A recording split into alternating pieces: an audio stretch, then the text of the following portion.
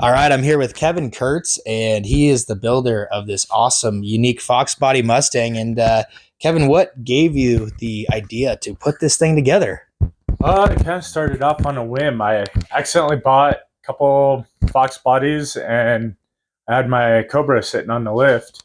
I was putting the engine back in it, and I had this one sitting out front and saw a GTR drivetrain sitting in the corner of the shop. And it's like, you know what? I went over there with a tape measure, measured out a couple things, and it's like, hey, I think this could work. And hit up one of my buddies, and he's like, yeah, let's do it. And he showed up next week, and we just started welding. And by the end of that weekend, we had a drivetrain sitting in it. And I guess the project kind of turned off to be a lot bigger than what I initially expected. Yeah, absolutely. I'm sure. I mean, it's not only just a RB26 Mustang Foxbody, but it's also an all-wheel drive one.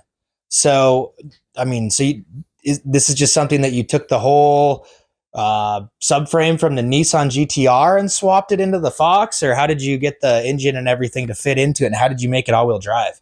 So I used the GTR front subframe. I had a whole dropout from R32 GTR. And so we just welded up and made some brackets. So we attached the GTR subframe to the Fox body, so that way I was able to use GTR axles. Then built a custom transmission cross member. Started chopping up on the transmission tunnel some, and used Cobra IRS because Cobra IRS was keeping it. My drive shaft wouldn't move, and as close to the drive shaft was going to be to the tunnel. Seemed just like the right idea for the build. Wow, so that's crazy. So it has full Cobra IRS in the rear. It's got a custom trans tunnel, and then the front half of it basically R32 GT. Well, it was a R32 GTR, and you're able to fit that subframe in here. And honestly, it looks almost factory. It's kind of insane the way that it fits in this thing. It fits really well. Yeah, and the GTR front end was a kingpin type suspension, so that led me down a path of trying to figure out what to do, what to make.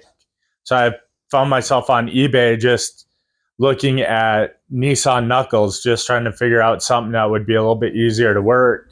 And I found a Maxima knuckle, so ran down, picked some up from the local junkyard to see how well they'd work and fit. So I used the Maxima knuckles with S14 lower control arm, R32 tension rod, and just kind of got lucky and started making stuff fit together. And wow, so this is like a hodgepodge of of different parts. So you have, what do you say? You had a Nissan S14 lower control arm, and then you had a Maxima knuckle, yep. And then wow, yeah, it's a S14 lower control arm, R32 tension rod, Maxima knuckle, Maxima aftermarket coilover, Maxima Motorsport camber caster plate, and did some machining on some bushings, GTR rotors and calipers, machined down the rotor, took a 1/8 inch off each side for a 1/4 inch total, and then drilled out the hubs to put bigger studs, so I have the same wheel studs front and rear because I didn't want to mess around with different lug nuts, just trying to do things a little more right. Yeah, and, so S13 steering rack, and then some custom built inner and outer tie rod ends. Dang, that's amazing. That's amazing. It's such a crazy swap and such a crazy build. So what's the turbo setup and everything? What did you have to do with that, and what's the computer, and how are you running all that? Because I know you're getting pretty close to finishing this thing up, but just trying to button up a lot of little odds and ends.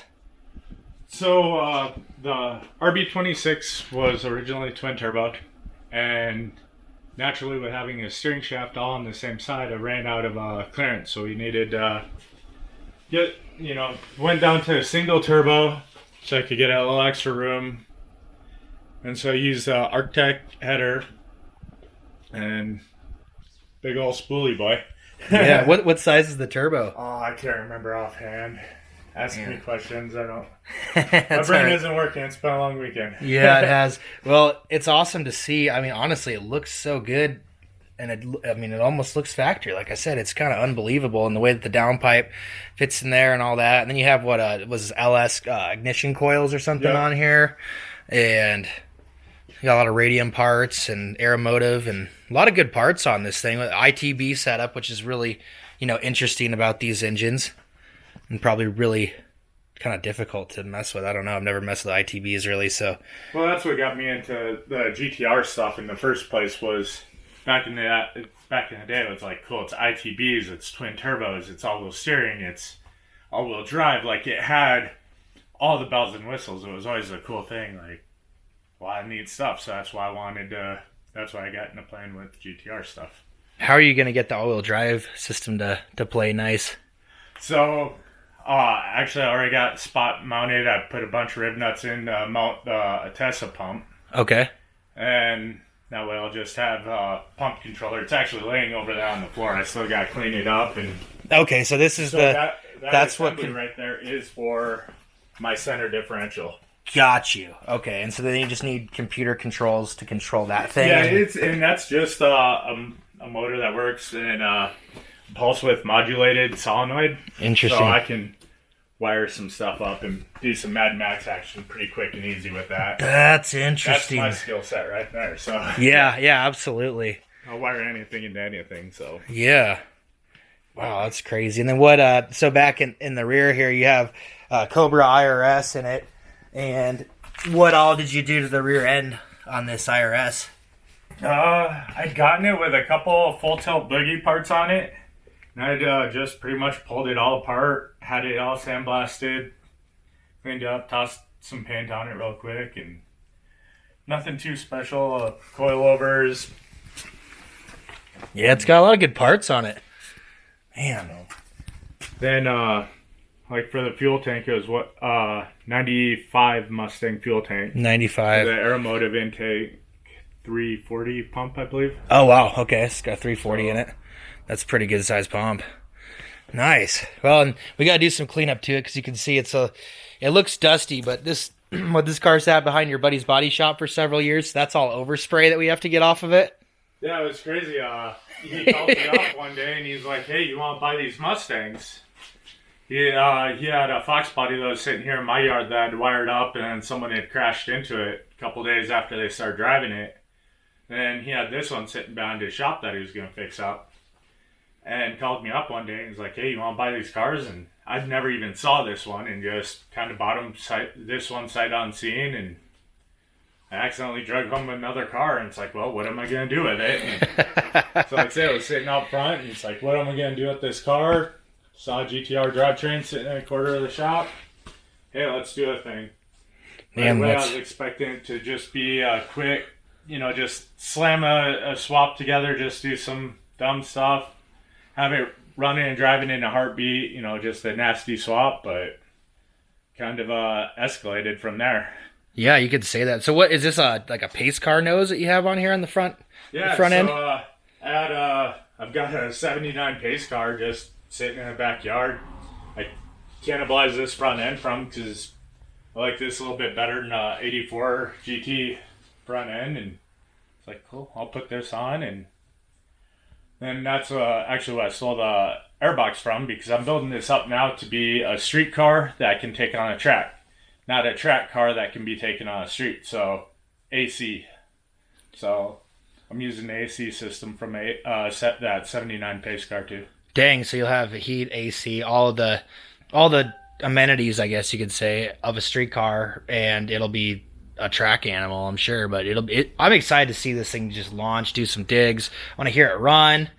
We'll have to stay tuned with this thing. Man, this thing's going to be unique. I'm so excited to see it. I'm just as anxious, probably as anxious as you are, just to hear it and see how it works out. I mean, it's getting there. It's come a long ways. You made a lot of progress on it since I've seen it last. So, yeah, I'm hoping to have it fired up here in probably a couple weeks. I'd like to get it moving under its own power. I just got all the brake lines built, got all the fuel system finished. So it's a Hydro Boost off 99 Cobra, I think I used. Oh, okay.